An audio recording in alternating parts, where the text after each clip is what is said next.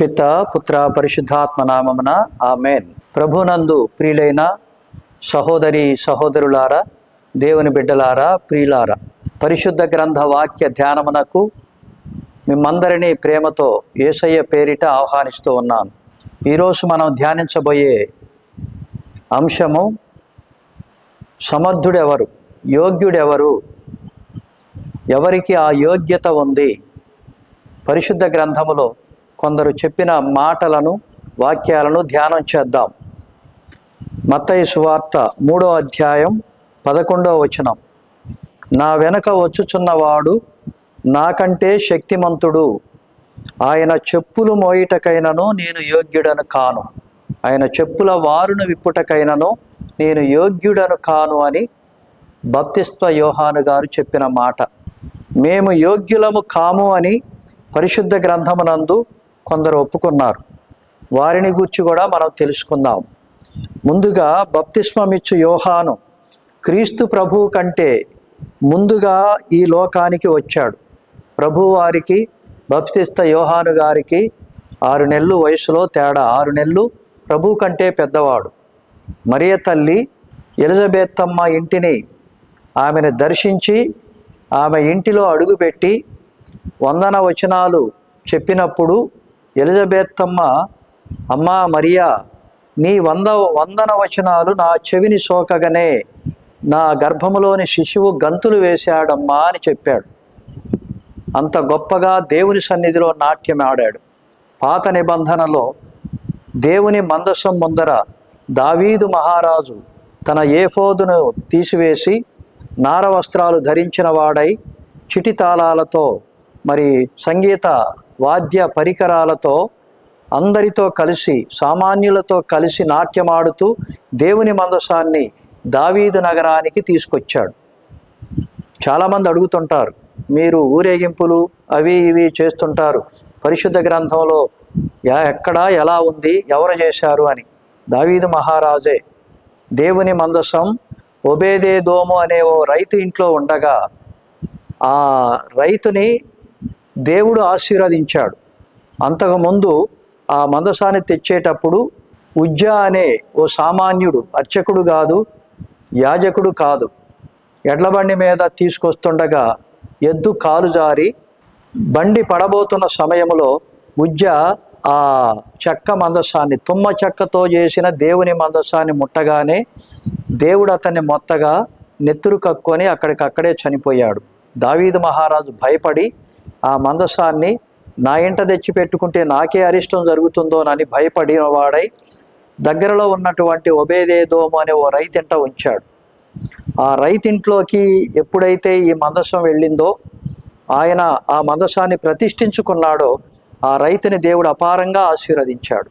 మరి ఆయన 3 నెలల్లోనే లక్షాధికారి అయినట్లుగా దావీదు విన్నవాడై ఆ మందసం ఆ ఇంట కాదు నా ఇంట ఉండాలి అని సపరివార సమేతంగా వేల మంది సైనికులతో ఆ ఇంటికి వచ్చి మోస్తూ, భుజాల మీద ఆ మోతకర్రల మీద ఉన్నటువంటి దేవుని మందసాన్ని మోస్తూ వేలాదిగా గొర్రెలని మేకలని మరి అడుక్కి 2 అడుగులకు ఒకటి వధిస్తూ పాటలు పాడుతూ ప్రయాణించినటువంటి గొప్ప సంఘటన.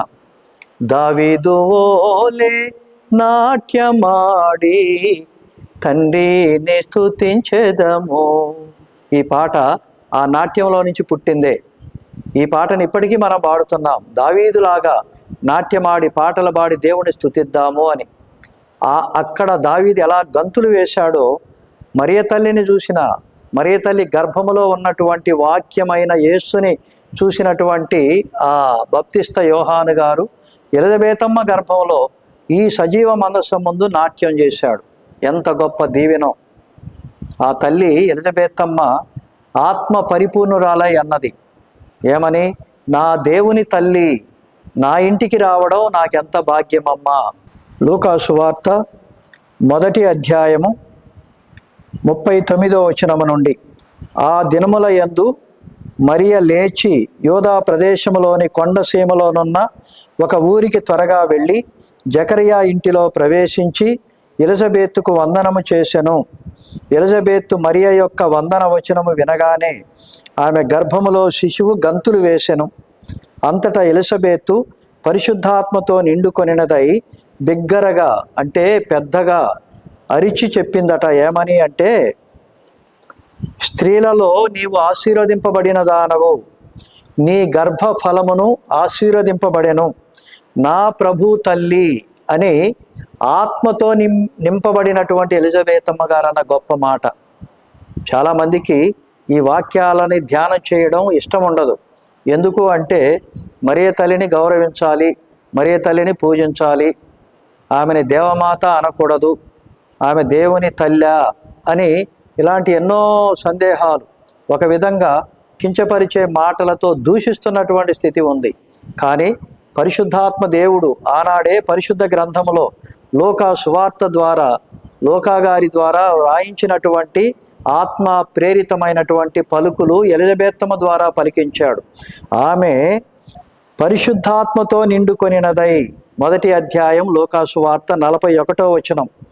మామూలుగా ఏమల్లా, ఓ సాధారణ దానిపోయే దానములాగా ఏమీ మాట్లాడలేదు. కానీ ఆత్మ ప్రేరితురాలై ఆత్మతో, పరిశుద్ధాత్మతో నిండుకొనినదై పెద్దగా బిగ్గరగా అరిచి చెప్పిందట. ఏమని అంటే, స్త్రీలందరిలో నీవు ఆశీర్వదింపబడిన దానవు.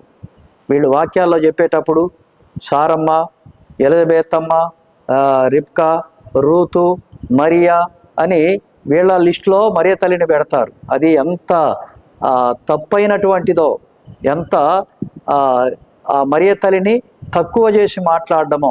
కానీ ఇక్కడ ఎలిజబెతమ్మ ఆమెను గొప్పగా చెప్తోంది. ఏమని అంటే, నా ప్రభు తల్లి నా యొద్దకు వచ్చుట నాకెలాగూ ప్రాప్తించనమ్మా అని.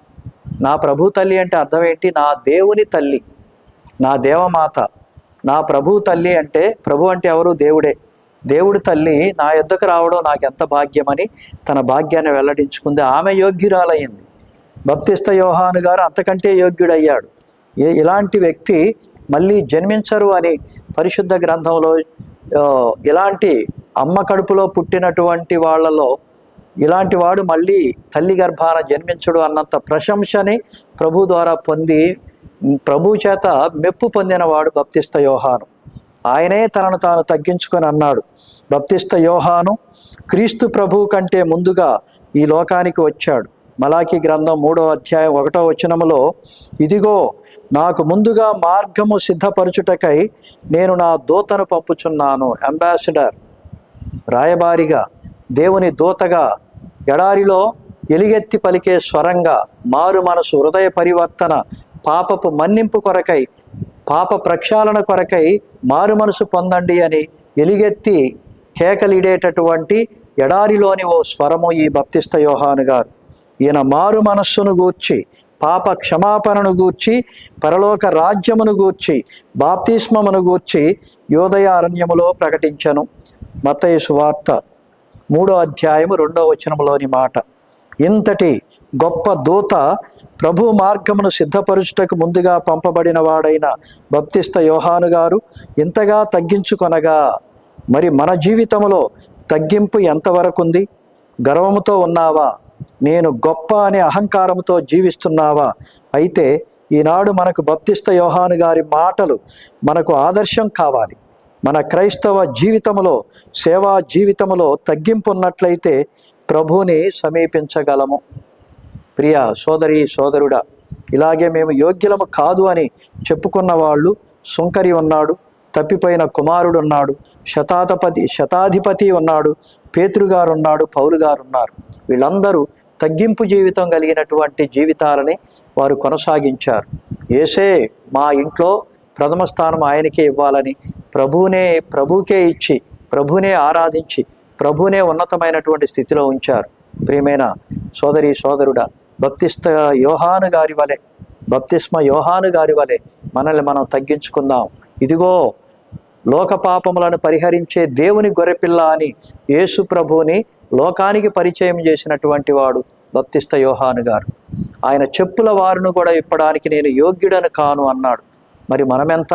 అంత గొప్ప ప్రవక్త, అంత గొప్ప దేవుని దూత, ప్రభువుని కళ్ళారా చూసిన వ్యక్తి, ప్రభుకి బాప్తిస్మం ఇచ్చిన వ్యక్తి, ప్రభు కొరకై మొట్టమొదటగా హతసాక్షిగా హెరోదు చేతులలో తలనరకబడిన వ్యక్తిగా మనకి ప్రత్యక్షమవుతాడు వేద సాక్షిగా.